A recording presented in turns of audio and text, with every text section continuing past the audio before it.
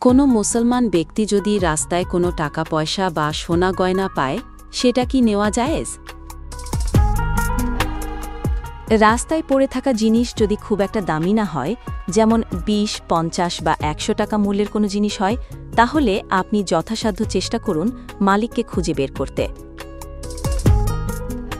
প্রয়োজনে কিছুদিন কুড়িয়ে পাওয়া বস্তুটি বেশ যত্নের সঙ্গে নিজের কাছে রেখে দেবেন। এর মধ্যে মালিক পেয়ে গেলে দিয়ে দেবেন। আর মালিক না পেলে কোনো গরিব মানুষকে যার বস্তু তার নামে সদকা করে দেবেন। কুড়িয়ে পাওয়া জিনিস যদি আরেকটু বেশি দামের হয়, তাহলে মালিককে খোঁজার সম্ভাব্য সব চেষ্টা করবেন। প্রয়োজনে মাইকিং করবেন, পণ্যের দাম অনুযায়ী মনে করলে টিভি, পত্রিকায় বিজ্ঞাপনও দেবেন। এসব কষ্ট আপনি আল্লাহর সন্তুষ্টির নিয়তেই করবেন। তবে মালিককে খুঁজতে গিয়ে আপনার যে পরিমাণ অর্থ খরচ হবে, তা চাইলে আপনি ওই ব্যক্তির থেকে পারস্পরিক সম্মতির ভিত্তিতে নিতে পারবেন।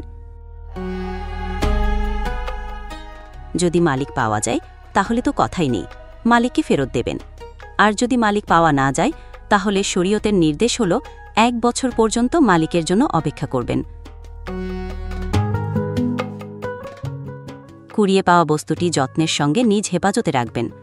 ১ বছর পার হয়ে যাওয়ার পরও যদি মালিকের সন্ধান পাওয়া না যায়, তাহলে আপনার দায়িত্ব হল মূল মালিকের নামে ওই বস্তুটি সদকা করে দেয়া। ফকিহরা বলেছেন, আপনি যদি নিজেকে অভাবী মনে করেন, তাহলে চাইলে নির্ধারিত সময়ের পর কুড়িয়ে পাওয়া বস্তু মালিকের কাছে ফেরত দিতে না পারলে আপনি নিজেই ব্যবহার করতে পারবেন। এক্ষেত্রে আপনার কোনো ধরনের গুনাহ হবে না। তবে ফোকাহায়ে কেরামের মতে কুড়িয়ে পাওয়া জিনিস মসজিদে দান করা নিষেধ।